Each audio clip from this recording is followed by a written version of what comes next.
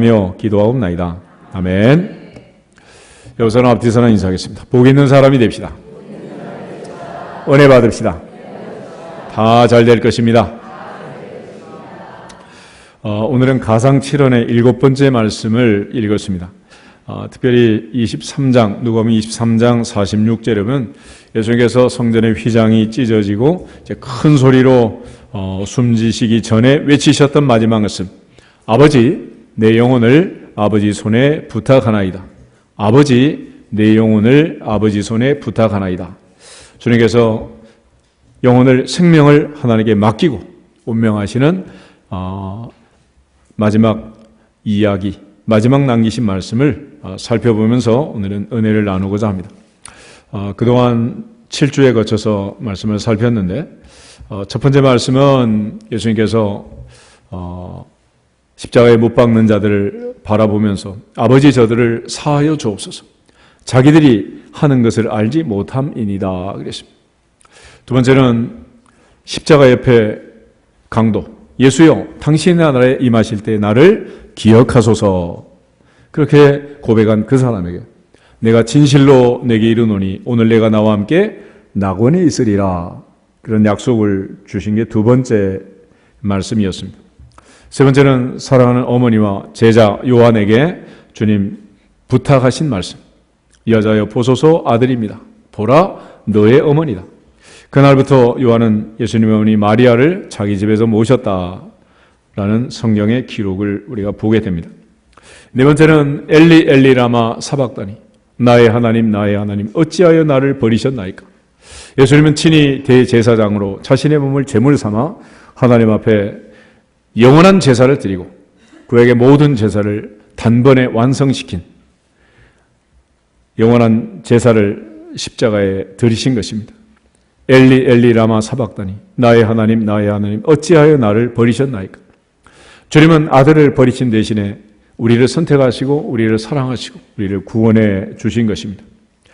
다섯 번째는 내가 목마르다 말씀하시면서 옆구리에 창이 찔려서 물과 피를 다 쏟으시고 극도의 탈진 상태에서 그 타는 목마름 속에서 쓸개를 탄 포도주를 거절하고 모든 인간의 마취 진통제를 거절하고서 몸으로 친히 그 아픔과 고통을 체휼하셨던 그 목마름의 십자가를 봤습니다.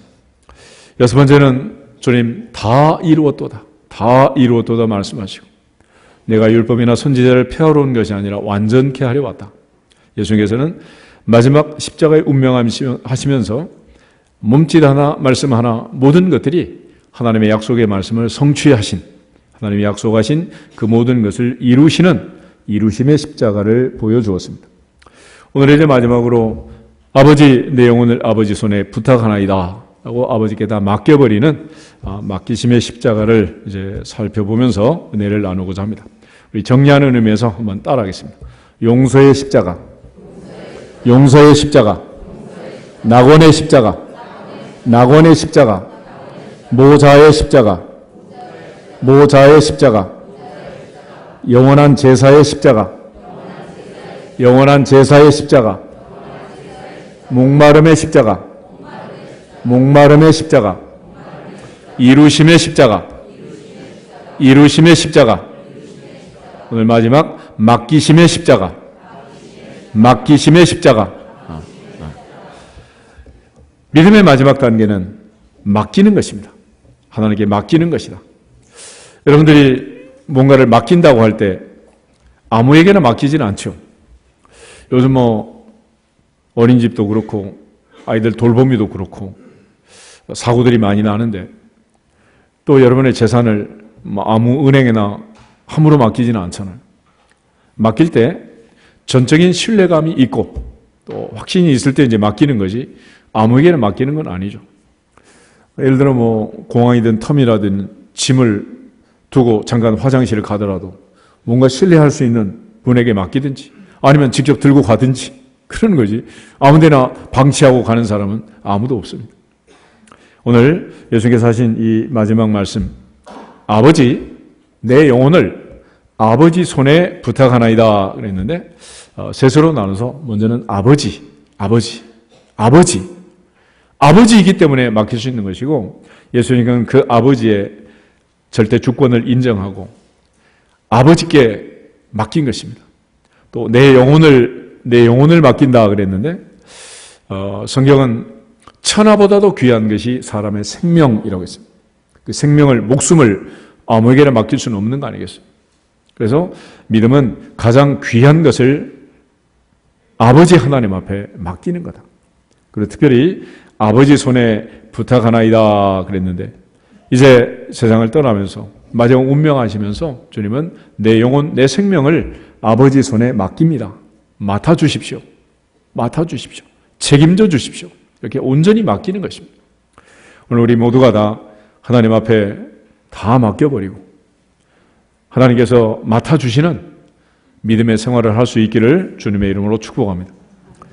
예수님께서 이처럼 내 영혼을 아버지 손에 맡길 수 있었던 첫 번째는 하나님의 절대 주권을 믿었기 때문에 그렇습니다. 개혁주의 신학의 가장 중요한 주제 중에 하나는 하나님의 주권 사상이라는 건데, 범사에 하나님이 주인이라는 것입니다. 내가 주인이 아니고 하나님이 주인이다. 우리가 무슨 일을 하든지 결정권은 하나님의 손에 있고 최종 결제는 하나님이 하신다라고 성경은 얘기를 합니다. 그러므로 인간의 생사화복도 인류의 흥망성쇠도 역사의 주인이신 하나님께 있다. 또한 모든 분야에서, 모든 영역에서 또 하나님이 주인이라는 것을 믿습니다. 하늘에서도 주인이시고 땅에서도 주인이시고 바닷속에서도 주인이시고 모든 것들은 하나님의 주권 아래에 있고 하나님이 주인이라는 것입니다. 이처럼 하나님이 주인이라는 것을 철저하게 체험하고 고백했던 한 사람이 있는데, 그게 바로 사무엘의 어머니 한나라는 여인. 아이를 낳지 못하는 남편 엘간에게는 또 다른 아내 브닌나가 있었고, 그녀는 자식이 많고 한나는 무자해서 그녀의 마음이 통곡하고 슬프고 그야말로 기진맥진하는, 탄식할 수밖에 없는 그런 상황에서 하나님 앞에 나가 기도하고 서원 기도하고 하나님께 나를 생각해 주십시오. 여종을 잊지 마시고 기억하시고 아들 주시면 내가 반드시 이 아들을 하나님께 바치겠습니다 다짐했고, 하나님께서는 엘가나가 그의 아내 한나와 동침할 때 그녀를 생각하셨다. 그리고 그렇게 낳은 아들을 하나님께 바쳤습니다. 그리고 바치면서 한나가 고백하는, 하나님 앞에 기도하는 내용이 이 하나님의 절대 주권 사상이 잘 나타나 있어요. 우리 사무엘상 2장을 찾아보겠습니다.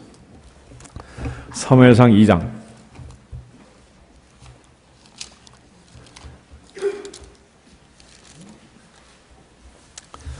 2절에서 7절 말씀까지를 같이 한번 읽겠습니다. 2절부터 7절. 여호와와 같이 거룩하신 이가 없으시니 이는 주밖에 다른 이가 없고 우리의 하나님 같은 반석도 없으심이니이다. 심히 교만한 말을 다시 하지 말 것이며 오만한 말을 너희 입에서 내지 말지어다. 여호와는 지식의 하나님이시라 행동을 달아 보시느니라. 용사의 활은 꺾이고 넘어진 자는 힘으로 띠를 띠도다. 풍족하던 자들은 양식을 위하여 품을 팔고 줄이던 자들은 다시 줄이지 아니하도다.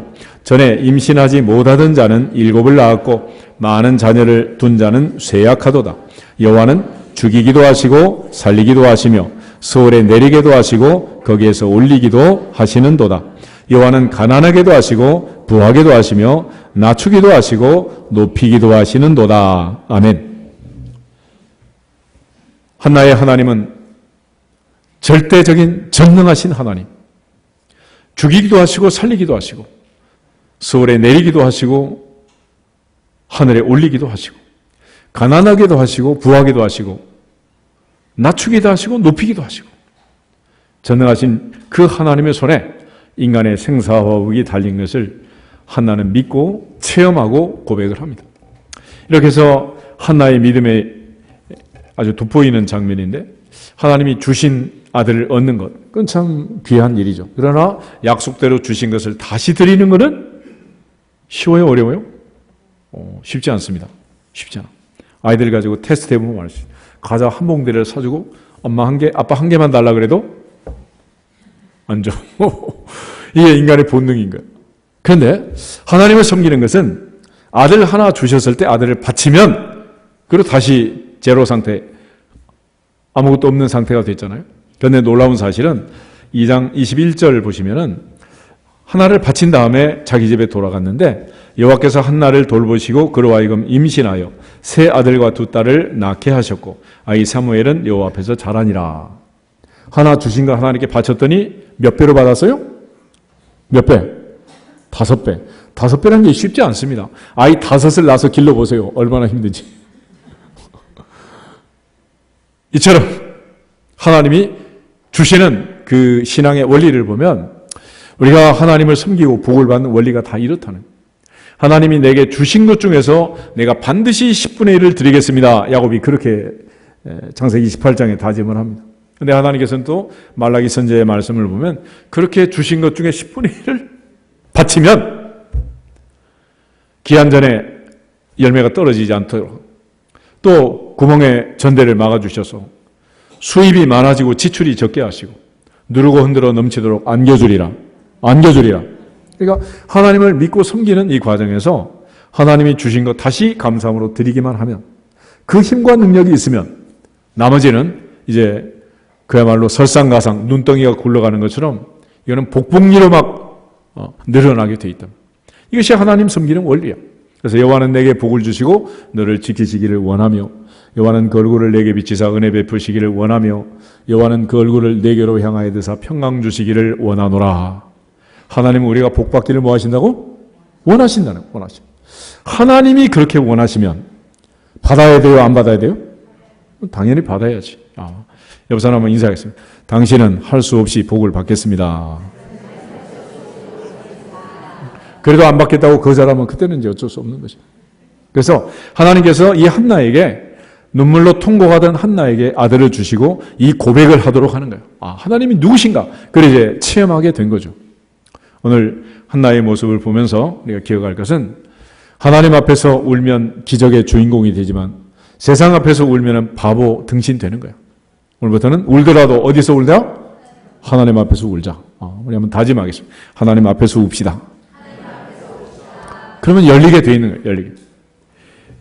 이처럼 하나님이 죽이기도 하시고 살리기도 하시고 가난하기도 하고 부하게 하시고 이 모든 결정권이 있다는 사실을 알았습니다. 특별히 우리가 잘 아는 욥이라는 사람은 하루아침에 전 재산이 사라졌잖아요. 그런데 그가 전 재산이 사라졌음에도 불구하고 그는 쓰러지지 않았고 넘어지지 않고 뇌졸중, 뇌출혈로 넘어지지 않았습니다. 요즘 아침 산책을 하다 보면 가끔씩 재발한다고 쩔뚝거리는 할머니, 할아버지들이 있잖아요. 왜 그런지 아세요? 그게 바로 자기 재산에 대한 데미지를 입어서 그런 거예요. 퇴직금을 날렸든지 연금을 날렸든지 아니면 집이 어떻게 됐든지 부채가 돼서 차압을 당했든지 이런 식으로 뭔가 큰 사건을 당해서 충격이 온 거예요. 여러분, 하루아침에 전 재산이 없어졌습니다. 충격 받아요? 안 받아요? 받는 게 이상해요? 안 받는 게 이상해요? 욥은 안 받았잖아요. 어떻게 안 받았느냐? 욥이 충격을 이겼던 것은 하나님의 주권 사상이 충만했기 때문에 그런 거예요. 욥기 1장 보겠습니다. 욥기 1장 20절에서 22절을 보겠습니다. 구약성경 762페이지 욥기 1장 20절부터 22절 찾으셨으면 같이 한번 읽겠습니다. 욥이 일어나 겉옷을 찢고 머리털을 밀고 땅에 엎드려 예배하며 이르되 내가 모태에서 알몸으로 나와 싸운즉 또한 알몸이 그리로 돌아가올지라. 주신 이도 여호와시요 거두신 이도 여호와시오니 여호와의 이름이 찬송을 받으실지니라 하고 이 모든 일에 욥이 범죄하지 아니하고 하나님을 향하여 원망하지 아니하니라. 아멘. 하루아침에 전 재산이 없어졌는데 20절 보면 욥이 일어나 겉옷을 찢고 머리털을 밀고 땅에 엎드려 뭐했다? 예배했다는 거예요. 예배. 여러분, 만약에 지난주에 전 재산이 사라졌다. 큰 충격이 왔단 말이에요. 그런데 주일날 예배에 참석하는 거 쉽다 어렵다? 남의 일일 때는 참석하라고 권사님이 그러시면 되냐고 막 그렇지만 내일이 되면 쉬워요 어려워요? 절대로 쉬운 일이 아니에요. 그래서 평소에 믿음이 좋은 것 같은 사람도 진짜인지 가짜인지는 언제 알 수 있느냐? 위기가 오면 알 수 있습니다. 태풍이 와서 시속 초속 40m, 50m 강풍이 불 때 가로수의 뿌리가 깊은지 얕은지 그때 다 드러나게 되잖아요. 뿌리가 얕은 나무들은 평소에는 멋지게 서 있는 것 같지만 다 넘어지는 거고, 뿌리 깊은 나무 바람에 아니밀세 넘어지지 않는다는, 욥의 믿음이 얼마나 든든히 섰기 때문에 하나님이 욥을 믿었고 사탄에게 시험해도 좋다라고 맡길 수 있었던 것은 하나님의 절대 주권 사상을 가지고, 주신 이도 여호와시요 거두신 이도 여호와시니 여호와의 이름이 찬송을 받으실지니라. 할렐루야. 그 믿음으로 욥은 충격을 안 받은 거예요. 또 실제로 하나님이 다 주셨기 때문에 다 거두어와도 플러스 마이너스 제로, 본전 아니야, 본전. 디모데전서 6장에 보면 바울이 고백할 때 우리가 엄마 모태에서 적신이 나왔다, 알몸이 나왔다, 알몸을, 베이비 수트를 입고 아무것도 가지고 온 것이 없다. 그러므로 마지막 갈 때도 가지고 갈 것이 있다 없다? 아무것도 없다. 그래서 마지막에 이제 저나 여러분은 다 수의를 입고 가겠지만 수의에는 주머니가 없는 거예요. 이 세상 사는 동안 네 거다 내 거다 뭐 소유권 가지고 주장하고 등기하고 난리치지만 갈 때는 땅 한 평도 못 가져가는 것이고 단돈 한 푼 가져갈 수 있는 게 아무것도 없다. 아무것도 없어요. 철저하게 우리 인생의 주인은 하나님이심을 믿고 고백할 수 있기를 축복합니다. 어떠한 위기와 혼란과 위기가 오더라도 욥처럼 하나님의 주권 사상을 가지고 입술로 범죄하지 않고 견고히 설 수 있기를 주님의 이름으로 축복합니다. 그래서 이러한 위기 상황을 잘 견디지 못한 우리의 연약함을 너무도 잘 알고 고백했던 한 사람이 있는데 그게 아굴이라는 사람. 아굴. 잠언 30장을 보겠습니다. 잠언 30장 7, 8, 9 세 절을 보겠습니다. 잠언 30장 7절, 8절, 9절에 보면 아굴이라는 사람이 두 가지를 하나님 앞에 구합니다. 그럼 무엇을 구했는가? 7절하고 8절, 9절 세 절을 보도록 하겠습니다. 내가 두 가지 일을 주께 구하였사오니 내가 죽기 전에 내게 거절하지 마시옵소서. 곧 헛된 것과 거짓말을 내게서 멀리하옵시며 나를 가난하게도 마옵시고 부하게도 마옵시고 오직 필요한 양식으로 나를 먹이시옵소서. 혹 내가 배불러서 하나님을 모른다 여호와가 누구냐 할까 하오며 혹 내가 가난하여 도둑질하고 내 하나님의 이름을 욕되게 할까 두려워함이니이다. 아멘. 여기서 아굴은 두 가지를 구해요. 첫째, 헛된 것, 거짓말을 내게서 멀리 해 주십시오. 이거는 육신의 정욕, 안목의 정, 이생의 자랑, 욕심, 욕망을 가지고 세상의 헛된 것들을 구하는 그 허망한 인생을 살지 않도록 해 주시고 특별히 거짓말을, 거짓된 것을 내게서 멀리 하게 하시옵소서. 이것은 바로 사탄의 특징이고 또 이런 습성을 가지고 이런 삶의 패턴과 습관을 가지고 살다 보면 사탄이 가룟 유다를 하수인으로 픽업한 것처럼 우리를 낚고 챌 수가 있단 말이에요. 그래서 아굴은 그 어떤 경우에도 내가 헛된 것을 구하지 않고 거짓말을 하지 않도록 진실하게 다윗처럼 입술의 말이 마음의 묵상이 아버지 앞에 연락되도록 지켜주십시오. 그렇게 기도를 한 거예요. 두 번째 기도가 뭐냐면 나는 너무 부자도 말고 너무 가난하게도 말고 적당하게 필요한 양식으로 먹이십시오. 너무 배가 부르면 하나님이 누구냐, 여호와가 누구냐 모른다 그럴 것이고 너무 배가 고프면 가난하고 도둑질하고 하나님의 이름을 욕되게 할까 두려우니 나는 적당하게 해주십시오. 그래서 여러분 부자가 되면 좋을 것 같은데 그죠? 아굴은 그걸 싫어했어요. 그렇게 하지 마시고 또 너무 가난하게 마시고 적당하게 필요한 양식. 예수님이 가르치는 주기도문에 보면 오늘날 우리에게 뭐 주시고? 아파트 한 채? 10채? 아니고 일용할 양식. Give us our daily bread. 일용한 양식 주세요. 내일이 염려할 것이다. 한날의 괴로움은 그날의 족하다 말씀하시면서 그날의 양식을 구하라고 예수님이 말씀하셨는데 예전에 그 책을 읽으니까 존이라는 청년이 있는데 어려서부터 이제 주일학교를 잘 다니고 청년부도 다니고 목사님 주례에서 결혼도 하고 이제 사업을 했어요. 가지고 이제 사업이 이제 번창을 해가지고 지점을 막 내게 합니다. 전국망이 돼가지고 나중에는 주일을 잘 지키고 11조를 하던 이 존이 전화도 없고 연락도 없고 본교에서 주일을 지킬 수 없을 만큼 너무 이제 번잡하고 사업이 확장되고 돈이 많아지고 막 이런 거예요. 그래서 할 수 없이 목사님 비행기를 타고 반대로 출장을 가가지고 만나려고 하니까 목사님 시간이 없습니다. 5분밖에 시간이 안 됩니다. 그래서 뭐 시간도 안 주는 거예요. 그래서 알았다. 그리고 사무실 바닥에 꿇어앉히고 안수기도를 한 거예요. 하나님, 아버지, 이 조한이 하나님의 은혜로 사업을 잘하고 여기까지 왔지만 하나님이 복을 너무 많이 주셔가지고 이제는 주의를 지킬 수도 없고 너무 재물이 무거워서 11조를 드릴 수도 없으니 이제 더 이상 이 사업을 번창하게 하지 마시고 멈추시옵소서. 이렇게 기도하는 거예요. 두 손으로 제발 목사님 취소해달라. 그런 정도로 관리가 안 되면 부자가 되는 게 좋다 안 좋다? 좋다 안 좋다? 아들 교회도 안 나오고 주일도 안 지키고 11조도 안 하고 엄마 뭐 해외 여행만 시켜주면 그냥 내 아들 최고인가? 그 생명은 어디로 가든지 말든지 아무 의미가 없는 거냐고. 하나님 앞에서 아굴의 기도를 보세요. 나는 너무 부자 되면 그렇게 될 것입니다.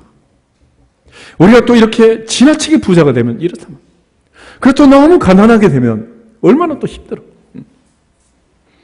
요즘 뭐 재벌 2세, 3세까지 뉴스에 오르락내리락 하잖아요. 걔들이 뭐 그러고 싶어서 그러겠어요? 아니, 할아버지가 아버지가 너무 부자가 돼가지고 어쩔 수 없이 그렇게 되는 거예요. 그래서 외국의 부자들은 노블리스 우울리제 그래서 빌 게이츠도 자기 자식들한테는 쓸 만큼만 준다 그러잖아요. 아빠 건 니네 거 아니다. 우리가 하나님께서 생사화복을 주장하지만 그 하나님이 내가 감당할 수 있을 만큼 주셔야지 한계를 넘어가면 평온하게 주일 예배 드리는 것도 불가하다.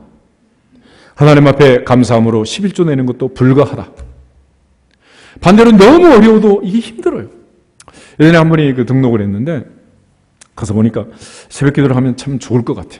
그래서 내일부터 새벽 기도를 하시면 어떻겠습니까? 목사님 말도 하지 말래요. 난 새벽 기도 할 수가 없대.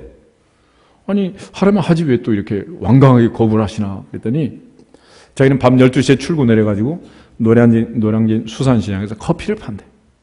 아침 8시에 퇴근하라고 아침에 와서 오전에 잠을 잔다는 거야. 인생이 운명이 팔자가 그러면 되겠어요? 안 되겠어요? 새벽기도 안 하니까 너무 좋아? 지나치게 가난해도 안 되는 것이고 지나치게 부자가 돼도 안 되는 것이고 전능하신 하나님의 주권 아래 내 인생이 있음을 알고 고백할 수 있기를 축복합니다.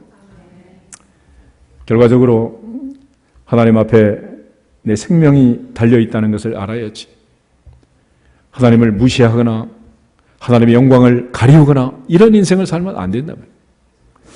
우리가 잘 아는 다윗이라는 사람, 다윗은 보통 사람이 아니라 하나님이 무엇을 만들려고 계획하신 사람이요? 왕이 되려고. 그러니까 왕을 만드는데 성경을 보면 많은 왕들이 있습니다. 아주 훌륭한 성군도 있지만은 그야말로 차라리 왕이 안 됐으면 좋을 것 같은 그런 왕도 너무 많아요. 북쪽 이스라엘의 왕 중에 시므리라는 왕이 시므리. 이 시므리는 딱 일주일 동안 왕노릇 일주일. 근데 일주일 왕노릇 하기 위해서 전 왕조를 모조리 죽였습니다.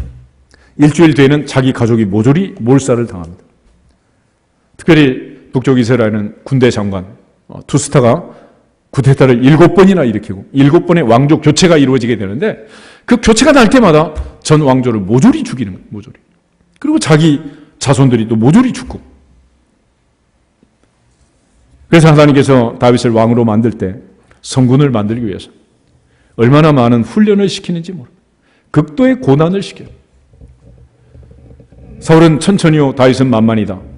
다시 골리앗을 이기고 하나님의 기름 부음을 받고 전면에 등장할 때 사울이 이스라엘 만백성이 부르던 그 노래에 딱 걸린 거예요. 그래서 이 녀석을 죽여야 되겠다. 그리고 너무 괴롭히니까 다윗이 이제 도망가다 갈 데가 없으니까 골리앗의 고향 가드라는 곳으로 도망을 갑니다. 그야말로 사자굴 속에 들어가는 거예요. 그때 상황을 성경이 기록하는데 사무엘상 21장 한번 찾아보겠습니다. 사무엘상 21장 10절에서 15절. 사무엘상 21장 10절부터 15절 말씀. 같이 한번 맞춰서 읽겠습니다. 그날에 다윗이 사울을 두려워하여 일어나 도망하여 가드왕 아기스에게로 가니 아기스의 신하들이 아기스에게 말하되 이는 그 땅의 왕 다윗이 아니니까 무리가 춤추며 이 사람의 일을 노래하여 이르되 사울이 죽인 자는 천천히요 다윗은 만만히로다 하지 아니하였나이까 한지라. 다윗이 이 말을 그의 마음에 두고 가드왕 아기스를 심히 두려워하여 그들 앞에서 그의 행동을 변하여 미친 채 하고 대문짝에 그적거리며 침을 수염에 흘리매 아기스가 그의 신하에게 이르되 너희도 보거니와 이 사람이 미치광이로다. 어찌하여 그를 내게로 데려왔느냐. 내게 미치광이가 부족하여서 너희가 이 자를 데려다가 내 앞에서 미친 짓을 하게 하느냐. 이 자가 어찌 내 집에 들어오겠느냐 하니라. 아멘. 놀라운 사실은 이게 다윗이라는 것을 모든 사람이, 가드 사람이 인상착의를 다 알고 있고 아무리 변장을 하고 고생을 했어도 다윗이라는 걸 알았단 말이에요. 그런데 놀랍게 하나님께서 아기스의 눈을 가리워가지고 미치광이로 본 거예요. 그런데 쫓았습니다. 쫓았어. 이스라엘 백성들이 출애굽할 때 애굽의 10번째 재앙, 장자의 죽음이 내린 그날 밤 애굽 왕 바로는 그렇게 붙들고 있는 노예 민족, 히브리 민족을 내쫓았어요. 이제 가라. 제발 좀 가라. 하나님께서 그렇게 내쫓아주지 아니하시면 구원받을 수 있다 없다? 받을 수 없는 거예요. 내가 도망가려고 내가 머리 쓰고 내가 구멍을 찾아가지고 도피하려고 해봐요. 아무리 가도 잡히고 또 잡히지. 그래서 하나님께서 430년 종살이에서 이스라엘 백성들 바로를 통해 쫓아낸 것처럼 지금 가드왕 아기스가 다윗을 미치광이라고 쫓아낸 거예요. 그럼 어떻게 도대체 이런 기적 같은 일이 있을 수 있었냐는 거지. 그래서 시편을 보면 대부분 다윗이 이렇게 도피할 때 시편을 기록하는데 시편 150편 중에서 70여 평의 시편을 다윗이 씁니다. 그 중에 34편을 한번 찾아보겠습니다. 시편 34편을 보면 다윗이 비밀을 알려줘요. 어떻게 그런 일이 있었는지. 시편 34편 표제를 보면 다윗이 아비멜렉 앞에서 미친 채 하다가 쫓겨나서 지은 시 그랬습니다. 어떻게 이렇게 쫓겨났냐는 거지. 4절에서 6절을 보겠습니다. 내가 여호와께 간구하며 내게 응답하시고 내 모든 두려움에서 나를 건지셨도다. 그들이 주를 앙망하고 광채를 내었으니 그들의 얼굴은 부끄럽지 아니하리로다. 이 곤고한 자가 부르짖음에 여호와께서 들으시고 그의 모든 환난에서 구원하셨도다. 아멘. 다윗은 쫓겨나서 이 고백을 합니다. 그 순간 하나님 앞에 그 두려움 속에서 하나님 앞에 기도했다. 그랬더니 하나님이 기도를 들으시고 응답을 주셨는데 놀랍게 다윗에게 순간적으로 지혜를 주신 거예요. 다윗아, 미친 척해라. 이래가지고 침을 흘리고 대문짝에 그적거리고 완전히 미치광이 노릇을 했는데 그렇다고 해도 그걸 못 알아보겠어요. 하나님께서 아기스의 눈을 가리시고 이 곤고한 자가 부르짖음에 여호와께서 들으시고 그 모든 환난에서 구원하셨도다. 누가 구원했다? 하나님이 구원해 주셨다는 거예요. 15절 다시 보겠습니다. 15절 여호와의 눈은 의인을 향하시고 그의 귀는 그들의 부르짖음에 기울이시는도다. 아멘. 17절 의인이 부르짖음에 여호와께서 들으시고 그들의 모든 환난에서 건지셨도다. 할렐루야. 그 어떤 위기 앞에서도 하나님의 절대 주권을 인정하고 전능하신 하나님의 손에 생사화복이 달린 줄 알고 하나님께 기도하면 살려주실 줄로 믿습니다. 스데반은 돌에 맞아 순교하면서 예수님하고 똑같이 그런 모습으로 운명을 해요. 이 스데반이라는 사람은 누구냐? 사도행전 6장에 보면 매일 구제하면서 헬라파 과부, 히브리파 과부들이 싸우고 원망할 때 베드로가 너희 중에 믿음과 성령과 지혜가 충만하고 칭찬받는 사람 7명을 택해라. 그럴 때 그 7 집사님 중에 첫 번째가 스데반이에요. 두 번째가 빌립이고. 그런데 이 스데반 집사님은 정말 믿음과 성령과 지혜가 충만하고 베드로가 못한 일을 오히려 스데반이 감당해가지고 부엌을 평정한 그런 성령 충만한 집사님이었는데 그가 마지막 운명할 때 모습이 꼭 예수님과 닮았어요. 사도행전 7장 한번 찾아보겠습니다. 사도행전 7장을 보면 스데반 역시 예수님처럼 내 영혼 하나님께 맡기고 멋지게 이제 마지막 순교를 합니다. 그 중에 54절에서 60절 말씀 같이 한번 읽도록 하겠습니다. 사도행전 7장 54절 그들이 이 말을 듣고 마음에 찔려 그를 향하여 이를 갈거늘 스데반이 성령 충만하여 하늘을 우러러 주목하여 하나님의 영광과 및 예수께서 하나님 우편에 서신 것을 보고 말하되 보라 하늘이 열리고 인자가 하나님 우편에 서신 것을 보노라 한데 그들이 큰 소리를 지르며 귀를 막고 일제히 그에게 달려들어 성 밖으로 내치고 돌로 칠세 증인들이 옷을 벗어 사울이라 하는 청년의 발 앞에 두니라. 그들이 돌로 스데반을 치니 스데반이 부르짖어 이르되 주 예수여 내 영혼을 받으시옵소서 하고 무릎을 꿇고 크게 불러 이르되 주여 이 죄를 그들에게 돌리지 마옵소서 이 말을 하고 자니라. 아멘. 그는 돌에 맞아 죽었지만은 내 영혼을 죽일 수 없다. 마태복음 10장 28절 말씀처럼 몸은 죽여도 영혼을 죽이지 못하는 자들을 두려워하지 말고 몸과 영혼을 능히 지옥에 멸하시는 하나님만 두려워해라 말씀했는데 바로 이 스데반은 주님께 영혼을 맡기고 영혼을 부탁하고 그리고 하나님 앞에 이 죄를 그들에게 돌리지 마옵소서 용서하면서 세상을 떠나게 됩니다. 마치 예수님의 십자가를 다시 보는 것 같은 이 멋진 스데반의 아름다운 마지막을 사도행전 7장은 기록해 주고 있는 것입니다. 또 우리가 사도 바울의 고백을 보면은 그는 유라굴라 광풍 속에서 하나님의 절대 주권을 믿고 276명의 생명을 살리는 놀라운 기적이 사도행전 27장에 기록이 되어 있는데 사도행전 27장 한번 찾아보겠습니다. 세월호가 사건이 난 지가 벌써 5주년이라고 이제 뉴스도 나오고 그러던데 정말 있을 수 없는 있어서는 안 되는 그런 끔찍한 일이 벌어진 거 아니겠어요?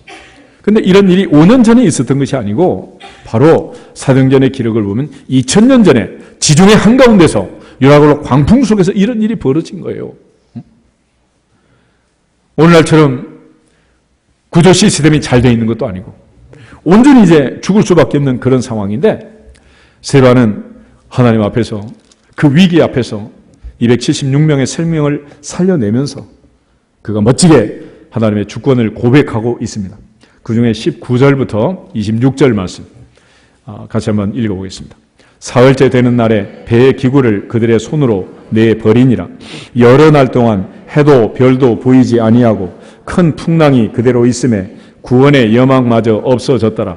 여러 사람이 오래 먹지 못하였음에 바울이 가운데 서서 말하되 여러분이여 내 말을 듣고 그레데에서 떠나지 아니하여 이 타격과 손상을 면하였더라면 좋을 뻔하였느니라. 내가 너희를 권하노니 이제는 안심하라. 너희 중 아무도 생명에는 아무런 손상이 없겠고 오직 배뿐이리라. 내가 속한 바 곧 내가 섬기는 하나님의 사자가 어젯밤에 내 곁에 서서 말하되 바울아 두려워하지 말라. 내가 가이사 앞에 서야 하겠고 또 하나님께서 너와 함께 항해하는 자를 다 내게 주셨다 하였으니 그러므로 여러분이여 안심하라. 나는 내게 말씀하신 그대로 되리라고 하나님을 믿노라. 그런즉 우리가 반드시 한 섬에 걸리리라 하더라. 아멘. 바울의 고백처럼 바울의 믿음처럼 그들은 멜리데 섬에 상륙해서 276명이 한 명도 죽지 않고 다 살아나게 되었습니다. 얼마나 바다 한가운데서 두렵고 떨렸겠어요. 그런데 이 바울은 아무것도 두렵지 않았다는 거예요. 가이사 앞에서 복음을 전해야 하는 로마 황제 앞에서 복음을 전해야 하는 로마에 입성해서 로마를 복음하고 전 세계를 복음해야 할 중요한 역사적 사명이 그에게 있었고 이방을 위한 하나님의 택한 그릇으로 부름을 받았기 때문에 그는 바다 한가운데서 죽을 수 없다는 사실을 분명히 믿고 나를 죽일 수 있는 분도 하나님이고 살릴 수 있는 분도 하나님인데 그 하나님께서 말씀하시기를 바울아 두려워하지 말라. 너는 가이사 앞에 서야 한다. 또 하나님께서 너와 항해하는 자를 다 너에게 주셨다. 할렐루야. 그러므로 여러분이 안심하라. 나는 내게 말씀하신 그대로 되리라고 하나님을 믿노라. 하나님을 믿노라. 하나님을 믿노라. 하나님을 믿노라. 진짜로 믿을 수 있기를 축복합니다. 다윗은 그래서 아기스의 사사굴 속에서 살아났고 바울은 이 유라굴라 광풍 속에서 살아난 거예요. 전능하신 하나님, 그 하나님의 절대 주권을 믿고 그분의 손에 생사와 복이 달린 것을 알았기 때문에 그렇습니다. 아프다고 죽는 것도 아니고 바다에 빠졌다고 죽는 것도 아니에요. 하나님이 결제해야 끝난다. 그런 차원에서 솔로몬은 여호와께서 집을 세우지 아니하시면 세우는 자의 수고가 헛되고 여호와께서 성을 지키지 아니하시면 파수꾼의 경성함이 허사다. 허사. 다 소용이 없다. 아침에 일찍 일어나고 저녁에 늦게 눕고 수개떡을 먹으면 헛되다. 그러나 그 허망한 인생 가운데서 솔로몬은 고백할 때 일의 결국을 다 들었으니 그러므로 하나님을 경외하고 그 명령을 지킬지어다. 이것이 사람의 본분이다 그랬습니다. 솔로몬은 7년 동안 성전을 지었고 13년 동안 왕궁을 지었습니다. 20년 동안 재건축 사업을 했고 솔로몬의 통치 40년은 예루살렘 유다 전체가 건설 경기로 활발한 그런 시대였습니다. 그런데 그 솔로몬의 경영 철학은 여호와께서 집을 세우셔야 한다. 여호와께서 성을 지켜줘야 한다라고 얘기를 합니다. 잠언 16장을 한번 찾아보겠습니다. 잠언 16장.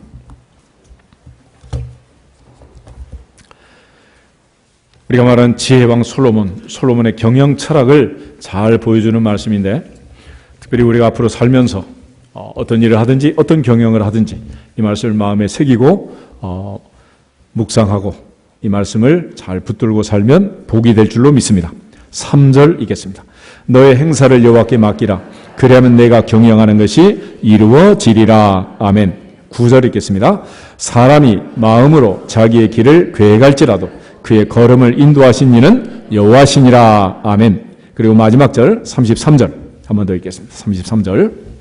제비는 사람이 뽑으나 모든 일을 작정하기는 여호와께 있느니라. 아멘. 솔로몬은 왕이지만 나는 왕이다. 다 모든 것을 내 마음대로 할 수 있는 절대 권력이 내 손에 있었지만 그는 하나님께 모든 것이 달려있다고, 왕에게 전권이 있는 게 아니라 하나님의 손에 전권이 있다고 고백을 하고 있는 거예요. 오늘 우리가 무슨 일을 하든지 솔로몬처럼 범사에 하나님을 인정할 수 있기를 주 이름으로 축복합니다. 범사의 여호와를 인정하라. 그리하면 그가 내 길을 지도하시리라 하는 잠언 3장의 말씀처럼 솔로몬의 경영 철학은 항상 내 위에 누가 계신다? 하나님 계신다. 내 생명은 하나님의 손에 있다라는 것을 늘 믿고 살았던 것입니다. 이처럼 하나님께서 우리를 복을 주시고 은혜를 주셔서 살고 있는데, 그런데도 불구하고 우리는 내 영혼, 내 생명, 이것이 내 것인 줄 안단 말이에요. 그러나 하나님께서는 내가 너를 구속하였고 내가 너를 지명하여 불렀나니 너는 내 것이다. 너는 내 것이다. 그래. 너희는 너희의 것이 아니라 값으로 산 것이 되었다. 그런즉 너희 몸으로 하나님께 영광을 돌리라 말하는데, 어리석은 부자처럼 우리는 창고를 크게 짓고 미래를 위한 준비를 하고 노후 준비를 했다고 이제는 평안히 먹고 마시고 쉴 것이라고 장담하지만은 오늘 밤에 불러가시면 어떻게 되겠냐? 어떻게? 그러므로 하나님을 의지하는 자, 하나님께 영광을 돌리는 자, 하나님을 믿는 자, 하나님의 주권을 인정하고 사는 그 사람만 복이 있는 줄로 믿습니다. 시편 146편을 한 번 더 보겠습니다.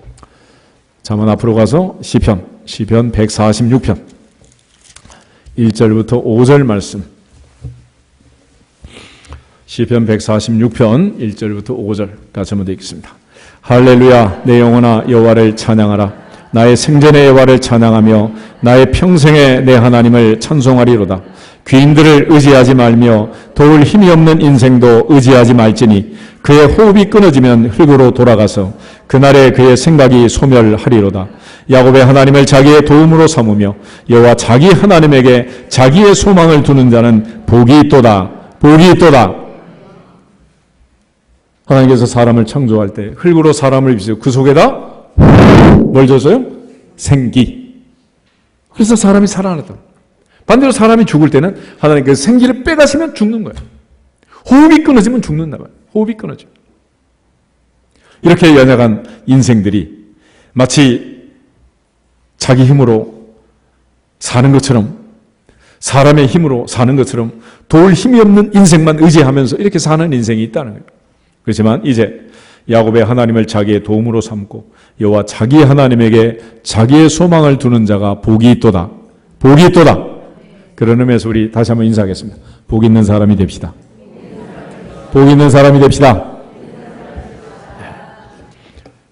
특별히 예수님께서는 바로 그 하나님의 손에 내 영혼을 맡기고 운명하신, 전능하신 하나님, 생사화복을 주장하시는 하나님, 죽이기도 하시고 살리기도 하시는 그 하나님, 그 하나님의 주권을 믿는 우리 모두가 되기를 주 이름으로 축복합니다. 로마서 4장에서 사도 바울은 아브라함의 하나님을 소개할 때 아브라함이 믿은 바 그 하나님은 죽은 자를 살리시고 없는 것을 있는 것 같이 부르시는 이시니라. 4,000년 전 아브라함은 죽은 자를 살리시는 하나님, 부활신앙을 가지고 자기 아들을 모리아산의 제단에 바칠 수가 있었던 거예요. 그리고 그 죽은 자를 살리신 그 하나님이 무에서 유를 만드시는, 없는 것을 있는 것으로 만드시는 창조주 하나님이라고 분명히 믿었습니다. 오늘 우리가 신앙 고백할 때만 전능하사 천지를 만드신 하나님 아버지 내가 믿습니다 그러지 말고 실제로 진짜로 전능하사 천지를 만드신 하나님 아버지를 믿고 그분은 생사바복이 달린 줄 믿고 하나님의 절대 주권을 믿고 인정하며 살아갈 수 있기를 주님의 이름으로 축복합니다. 그런 의미에서 사도 바울은 우리 모두가 사나 죽으나 주님의 것이다 라고 강조를 해요. 로마서 14장 7절 8절 두 절만 한번 보겠습니다. 로마서 14장 7절하고 8절.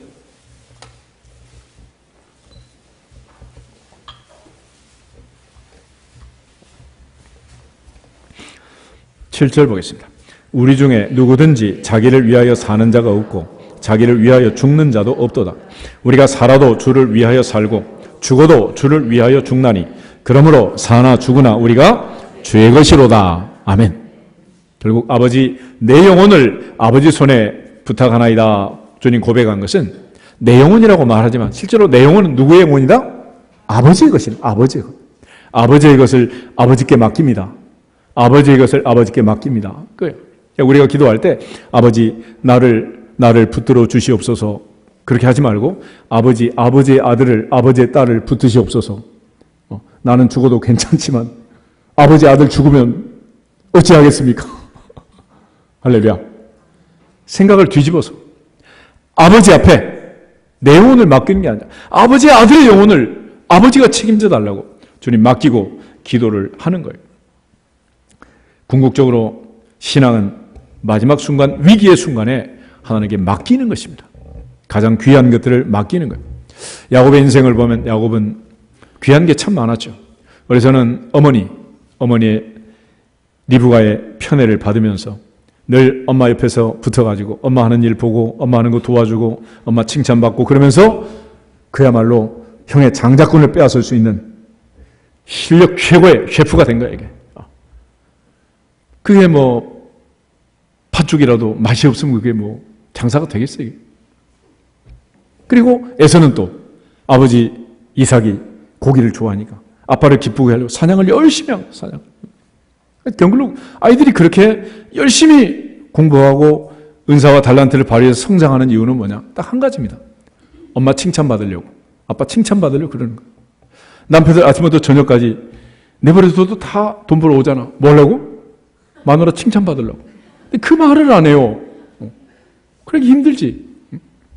우리 아들 최고, 당신 최고, 이 말 한마디 해주면 되는 거를 절대로 안 하는 거예요. 절대로. 죽을 때까지. 고약한 녀석들이 말이에요. 그게 왜 그래요? 연습이 안 돼. 옆 사람 한번 해보실까? 연습. 한번 해봐. 우리 아들 최고. 당신이 최고. 이것도 그냥 나오는 거 아니야. 그 말 한마디 하면 아침부터 저녁까지 발에 땀이 나도록 뛰어다니면서 다 할 텐데 그걸 안 해요. 그거를. 그러니까 공부 못하는 애들은 뭐냐? 공부 못해가지고 엄마의 관심을 끌려고 일부러 안 해서 못하는 거야. 잘하는 애들 잘하냐? 공부 잘하는 걸 좋아하니까 그렇게 관심을 끌려고 열심히 하다 보니 또 잘하는 거지 뭐. 애들은 무조건 누구의 관심? 엄마, 아빠 관심을 가지려고 그러는 거야. 부모는 항상 관심을 갖고 있으니까 그렇지만 이게 보면은 아버지 손에 맡깁니다. 그런데 이 야곱은 엄마를 너무 좋아했지만은 그것이 이제 형을 속이고 아버지를 속이면서 외갓집으로 도망을 가잖아요. 외갓집에 가가지고 외삼촌의 두 번째 라헬에게 풍덩 빠져가지고 14년의 세월이 지나고 나머지 6년 동안은 눈 붙일 겨를도 없이 아들 12, 딸 하나, 마누라 100에 살이더라고. 얼마나 고생 잠도 못 자고.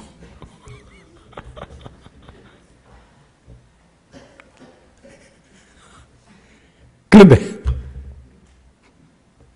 4명 중에서 누가 제일 먼저 죽었어요? 라헬. 사랑하는 라헬이 제일 먼저 세상을 떠난 거예요. 어머니가 세상을 떠나고 사랑하는 아내가 세상을 떠나고, 그리고 이제 17살짜리 요셉, 17살이 될 때까지 재색 옷을 입히고 애만 붙들고 있는 거예요. 그러니까 형들이 화가 나죠. 그래서 동생을 이스마엘 상인들에게 팔아버린 거예요, 애굽으로. 그리고 재색 옷에다 염소피를 묻혀가지고 아버지의 아들의 옷인 거 아닌가 보소서 이러면서 이제 아들 죽었다고 사기를 치고 죽은 줄 알고 산 거죠. 그러다가 이제 마지막 흉년에 곡식을 사러 애굽에 왔다 갔다 하는 애들이 안 가는 거예요. 왜 안 가니? 그러니까 베냐민을 데려가야 된다는, 베냐민. 마지막 이제 남아있는 막내동이, 사랑하는 라헬이 낳은 마지막 혈육 하나가 남아있는데 이거를 데려가겠다는 거예요. 얼마나 두렵고 얼마나 떨었겠어요.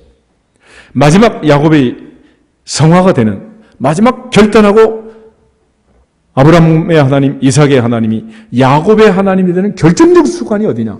그래서 창세기 43장인데 창세기 43장 13절, 14절 두 절 한번 보겠습니다.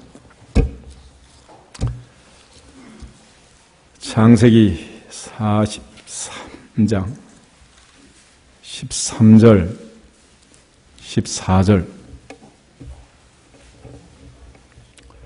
가지겠습니다. 내 아우도 데리고 떠나 다시 그 사람에게로 가라. 전능하신 하나님께서 그 사람 앞에서 너희에게 은혜를 베푸사 그 사람으로 너희 다른 형제와 베냐민을 돌려보내게 하시기를 원하노라. 내가 자식을 잃게 되면 이르리로다. 아멘. 야곱은 최종적으로 전능하신 하나님께 아들을 맡겼습니다. 그 사람한테 가서 좀 말 좀 잘해라 그렇게 말하지 않고 전능하신 하나님께 아들을 맡긴다. 전능하신 하나님이 도와주지 아니하시면 내가 자식을 잃게 되면 그때는 어쩔 수 없는 거 아니겠느냐. 내가 자식을 잃게 되면 이르려다. 전능하신 하나님이 붙잡아 주지 않는 이상, 하나님이 해결해 주지 않는 이상 누가 해결할 수 있겠느냐. 그래서 우리 모두가 하나님 앞에 자식을 맡기는 야곱처럼, 마지막 사랑하는 아들 베냐민을 맡기는 것처럼 내가 가장 사랑하는 가장 귀한 것들을 맡기고 내려놓을 수 있기를 주 이름으로 축복합니다. 이것은 야곱에게만 하는 게 아니에요. 창세기 22장에 보면 아브라함에게도 똑같은 테스트를 합니다. 아브라함에게 내 사랑하는 독자 이삭을 모리아산에 데리고 가서 번제로 그를 바쳐라. 그럼 놀랍게 아브라함이 아들을 데리고 가서 결박해서 제단에 묶어가지고 바치려고 하니까 하나님이 반대로 놀래잖아. 됐다, 그만해라, 네가 이겼다. 그리고 아들 이삭은 자기를 바쳤기 때문에 이삭은 더 이상 테스트를 할 게 없는 거예요. 그러나 이 야곱의 인생은 꾀를 부리고 잔머리를 굴리고 외삼촌하고 품삯을 10번이나 더 바꿔가면서 계약서를 쓰고 이래가면서 막 어찌하든지 인간의 방법으로 살려고 아둥바둥 고생을 한 거예요. 130살에 바로를 만나서 몇 살이냐 그러니까 우리 할아버지 아버지와는 비교할 바가 아니지만 내가 험악한 세월을 살았습니다. 오죽 늙어 보이면 그러겠어요.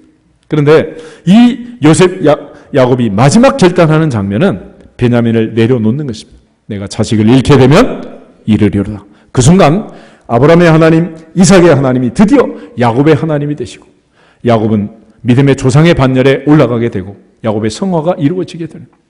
여기서부터 더 이상 이제 하나님은 야곱을 테스트할 필요가 없게 된 것입니다. 우리가 가장 귀한 것을 내려놓는 그때까지 죄송하지만 하나님은 계속해서 우리에게 시험을 칠 거예요.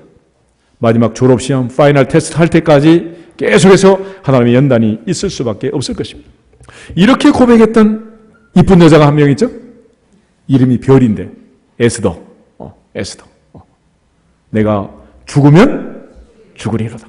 목숨을 하나님께 맡기고 왕이 부른 지가 한 달이 됐지만은 시녀와 금식하면서 모르드에게 금식을 부탁하면서 내가 목숨을 담보로 해서 왕 앞에 나가겠다. 왕이 부르지 않는데 벌써 한 달이 지났는데 어느 후궁품에 안겨 있는지 알 수도 없지만은 잘못 나갔다가 당장에 목숨을 잃을 수도 있지만 왕이 만약 금지팡이를 내밀지 않으면 죽는단 말이에요. 그런 사생결단을 두고 에스더가 기도했던 것처럼 목숨 걸고 목숨을 바치고 하나님 앞에 내가 죽으면 죽으리다 결심할 때 하나님이 에스더를 살려주시고 유대 민족을 살려주신 줄로 믿습니다. 다니엘 역시 사자굴을 앞에 두고 하루 3번씩 기도하면서 하나님께 감사했다. 감사 기도를 했습니다. 왜 감사할 수 있겠습니까? 하나님께서 살려주실 것을 믿고 사드락 메삭 아벳느고도 7배나 뜨거운 풀무불 앞에서 느부갓네살 앞에서 왕이 우리를 죽이시면 우리 하나님이 살려주실 것이고 그렇게 아니하실지라도 우린 절대로 왕이 세운 금신상에게 절할 수 없습니다 라고 고백을 합니다. 생사화복을 주장하시는 전능하신 하나님, 하나님의 절대 주권을 믿고 하나님께 다 맡길 때 우리 하나님께서 우리 인생 전체를 책임져 주실 줄로 믿습니다. 주님의 마지막 가상칠은 맡기심의 십자가. 아버지, 내 영혼을 아버지 손에 부탁하나이다. 마지막 말씀을 하시고 운명하셨는데 이 말씀 속에 있는 깊은 의미를 생각하면서 가장 귀한 것들, 내가 사랑하는 것들, 나를 떠나보낼 수 없는 나의 분신 같은 것들, 내 영혼, 내 생명, 내 재산, 내 자녀, 내 사명, 내 미래까지라도 하나님께 온전히 맡길 때 하나님께서 다 맡아주시고 책임져 주실 줄로 믿습니다. 우리 여기서 아버지서는 인사하고 우리 기도하겠습니다. 다 맡겨버립시다.